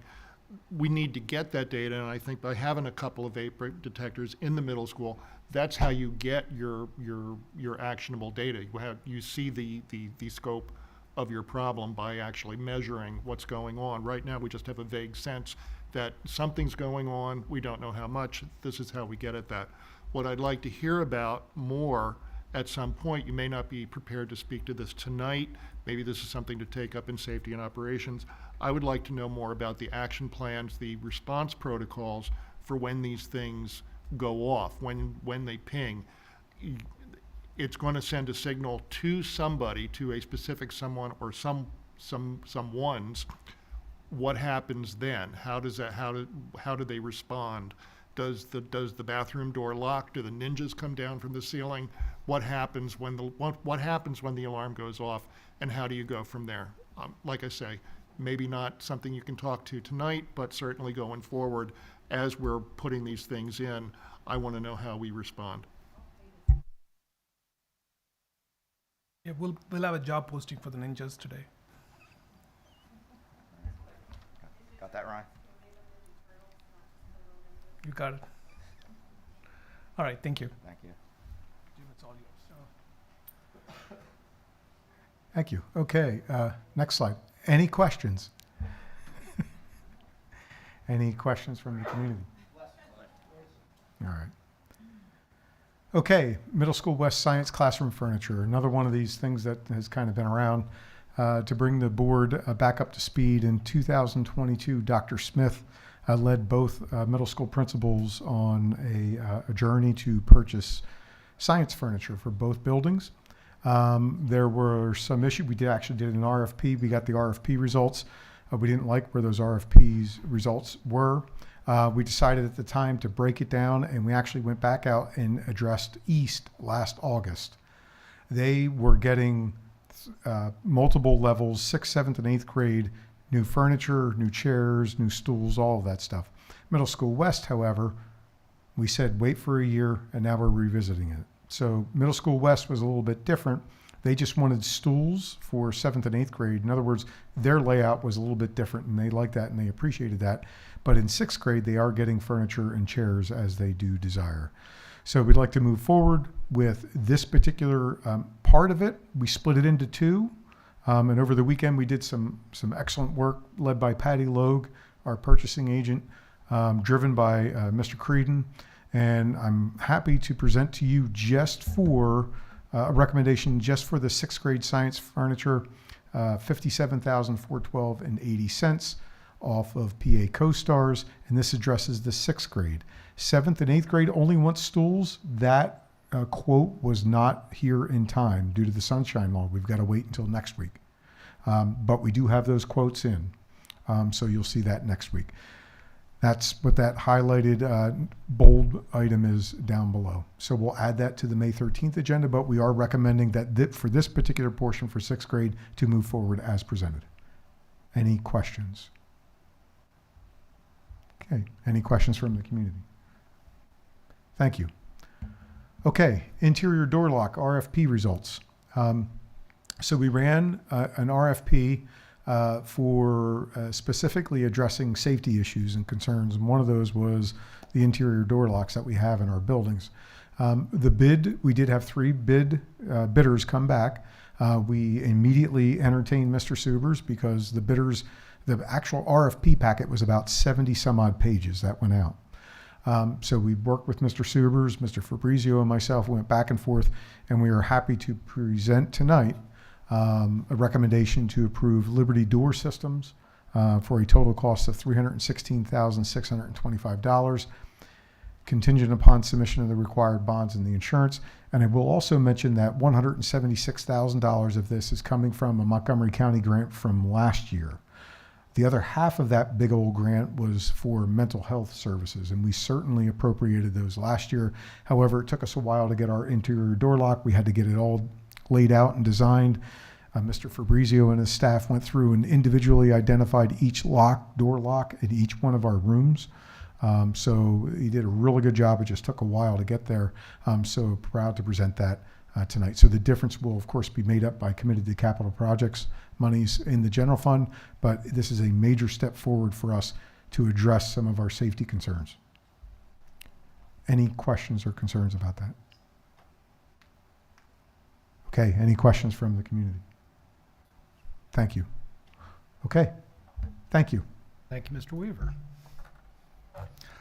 Item 5.02, there is a request And I will be making this motion to approve the final proposed budget for the 2024-2025 year with a millage, with the rate increase of 2.75%, increasing the millage to 37.38. There was a motion. Is there a second? Second. Motion and a second. Is there any conversation? Seeing none? All in favor? Aye. Against? Motion passes. Thank you. I'm going to do this a little differently. So items 5.03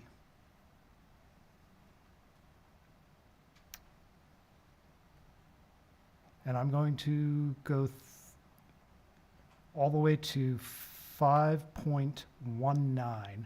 So yes, even though I had the discussion about the vape detectors, that would still be a part of this.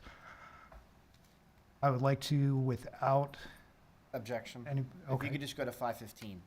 I can just, okay, I can do that. That is fair enough. To 515, on to the consent agenda. Next week, then, we will have item 5.16, the vape detector. Hold on 1 second. Does anyone have any issue with putting those items on consent? Okay. Okay, very good. Then for next week, the item number 5.16, the vape detector, would be on the agenda as well. Items 5.17 through 5.19, I would also ask if there's nobody's objection to put those on to consent. Very good. 5.20 will be a placeholder for next week. 5.21 is already mentioned on the consent agenda. Does anybody have any objections? That's the approval of bus drivers. And we have a report for the grants and donations. And that is the end of my section. Thank you. Thank you, Mr. Liggett. Dr. Sadler. I am Section going 6, to- payment of bills. Thank you. 6.01, I'm making a motion for the ratification of bills and payroll and authorization of It's payments. going to happen next week. Next week, I'm sorry. You got it. Thank you. And then 6.02, Also next week. also next week. Motion to approve treasurer's report and financial statements. That will be next week as well. I just wanted to be able to say Dr. Sadler. Oh my gosh, thank you. I gotta get used to that. Next week. Very good. Section 7, professional personnel, Dr. Campley. Yes, thank you. 7.01 through 7.03 are all on consent. 7.04 is a placeholder. 7.05 through 7.09, if there are no questions, I will move them all to consent. That ends your section. Thank you, Dr. Campley. Section 8, support personnel, Mr. Fountain. Okay, section 801 is a placeholder. 802 through 806 are all on consent. 807 is a motion to approve the non-union support agreement. Is there any question? Can that be moved to consent? Okay, move that to consent, and that concludes my section. Thank you, Mr. Fountain. Mr. Keenan, governance, section 9. 9.01. Your mic is just has to, yep. I'm sharing a mic. 9.01, first reading on policies 218, 22, 26, 27, 601, 2, 3, and 4. Can we put that on consent? Are there any comments, questions? 9.02, we have second reading on 100, 102, 105, 138, 205, 907. Everybody okay with putting that on consent? All right, 903, approval of voting delegates for the 2024 PSBA Delegate Assembly. Do we have to talk about this? Is it done? Because there's a blank there. Do we need? So I didn't know if anyone wanted to raise their hand to take care of that position. If not, I went last year. I'll do it again if you need people. your prerogative. Would you like to take part of Second. it? It's All November. right, we'll Is there a- have Jason's name in there, and if that's okay to move to consent. Is there anyone else that would like to participate? Get up to 3 people. They really enjoyed me last year. Maybe I should go too then. We could tag team them. That sounds Would you great. like your name in there, Laura? That would be really good. How about you, Dr. Weston? It's Zoom. Sure, put me in. Oh, there we go. 3. We got 3. fine. Look at all the All right, hands we'll raised. put all your names in there. Your- Okay, very good. And Thank then that'll you. be on consent, and you can go or whatever. 904, we have approval of PSBA membership for 2024-25. Put that on consent unless somebody objects. Approval of a board 9.05, approval of board treasurer. Amy's going to be our board treasurer. That'll Mrs. be on Hurd, this is your consent. chance Yeah. to run. Are you good? Okay, she's all in. I don't want to argue against you. And 9.06, we have a approval of a student loan month resolution. This is for the PVSLA. Bringing a little recognition to the PVSLA. It's Perkiomen Valley Student Loan Association, and they provide interest-free loans to any graduate of Perkiomen Valley for advanced education or higher education. Advanced, higher, those are good words because it's for any kind of technical education or any kind of 4-year, 2-year degree. And they also provide it for continuing degrees, so masters and even doctorates under certain circumstances. And they don't charge anything for these. So there are no built-in fees, there are no built-in interest rates. They do all of this, everything out of the goodness of their heart. It is a 100% volunteer, and it's one of the most pure organizations that I've ever seen in my life, without any kind of expense or overhead whatsoever. And it's all controlled and donated by the members, pretty much by the people on the board. But they are always looking for a little bit extra, and they've supplied the board with their little flyer, which is not up there, but they've supplied the board with a little informational flyer if you don't know about them. And they've been operating for over 40 years, I believe since the early 80s. So maybe, yeah, I think that's correct, that's when the organization formally started. We have a resolution, if we could put that on the consent agenda, or do we want to pass it tonight? I guess we'll put it. I guess it'd be nice not to have it on the consent agenda, because, something like this, don't we like to read it either now or then? It's nice to do that for them. So I would say leave this off the consent agenda, if that's okay, so that whoever is doing it can read it, to everybody. All right. That's it. That ends my section. Thank you, Mr. Keenan. That was really helpful, that last item. I appreciate that. Thank you for your input there. And that ends Mr. Keenan's section. We are at section 10, closing items. Are there any comments from the audience? Same rules apply as in the first half of the meeting. Mrs. Mears? Thank you. Kim Mears, skip back. Thank you for bringing the tax rate down. I do want to point out that 2.75% is the third highest tax rate we've had in the last 14 years, but I appreciate it coming down from a 3.4. Tonight, I really just wanted to ask the board, just put this on your radar and ask you to be aware and think about this in case it comes up. So Pennsylvania was sued to bring them in line with federal law to offer FAPE for students that have IEPs.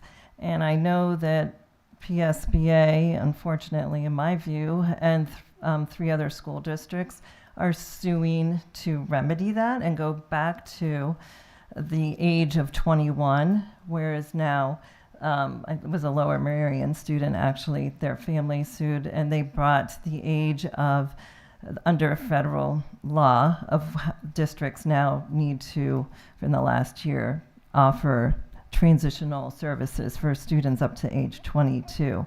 So just to put it on your radar, if Pennsylvania does end up winning and their appeal, then you're going to have students possibly in the middle of the year next year with absolutely no remedy. They could the next day be told, you're done. We aren't going to offer you any services. My ask, and I'm going to be writing to our senators and to the governor's office, is that those students will be grandfathered in at least for that year, because families need time to prepare. And if not even that, just giving families 3 months or so that they could get their feet under them. But I do know that's being talked about, and parents are unsettled. Thank you. Thank you. Anyone else?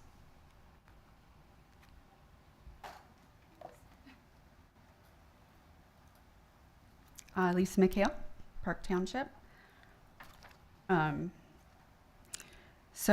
Just seeing the news of last week with the rampant spread of pro-Palestinian protests across the college campuses and throughout the country, it was brought to my attention that Ursinus College was in fact also a participant in these anti-Semitic activities. As parents of 2 high schoolers who will soon be embarking on their college searches, we will absolutely be crossing off our list any such schools that have entertained and participated in this type of disturbing activity. As a resident of PV School District, I, along with many others in the community, share these same sentiments and concerns on this, although I know PV is not part of that. I appreciate the good intentions initiated with the partnership with Ursinus that we have, but I would carefully, I would agree that the district should carefully and prudently reconsider a partnership with Ursinus for all these reasons. Again, while I appreciate the good intention initiated with this partnership, we should just be very thoughtful and intentional regarding any involvement with institutions that promote shameful and evil intentions of death and destruction to America, our fellow U.S. citizens, and our Israeli allies, especially as it relates to the impression it may leave behind on our young and impressionable high school students and community. And that's all. Thank you. Thank you very much. Anyone else? Seeing none. 10.02, comments from board members. Are there any board members that have a comment this evening? Yes, Ms. White. I would just like to bring up that on May 7th and May 8th, Ursinus College will be hosting Museum Family Night for the school district. Soak up some good weather with some good company on our front lawn. Families are invited to join us for an outdoor evening with art activities and tours. Watch your kids' creativity bloom as they unleash their inner artist in the outdoor craft. Grown-ups are welcome to craft too. Later, enjoy a relaxing evening with a leisurely tour of our outdoor sculpture collection, or for even more excitement, participate in a fast-paced, competitive scavenger hunt to explore the collection. Who can find the biggest sculpture? Both options offer a fun way for all ages to appreciate public art on the Ursinus College campus. We look forward to welcoming you and your family. See you soon. Tuesday, May 7th, 6 to 7:30 p.m. Families from Evergreen and South are invited. Wednesday, May 8th, 6 to 7:30, families from Skipback and Swanksville are invited. But you can come either evening. It doesn't really matter. Also, the event is free, but if you wish to make a donation to art, it is taken. All students must be accompanied by a parent or a guardian, and siblings are welcome. Thank you. Anyone else? Okie dokie. 10.03, notice of video recording disclaimer. 10.04 is adjournment. I will also point out that we had executive session prior to our meeting for personnel and negotiations. And with that, I adjourn the meeting. See everybody next week.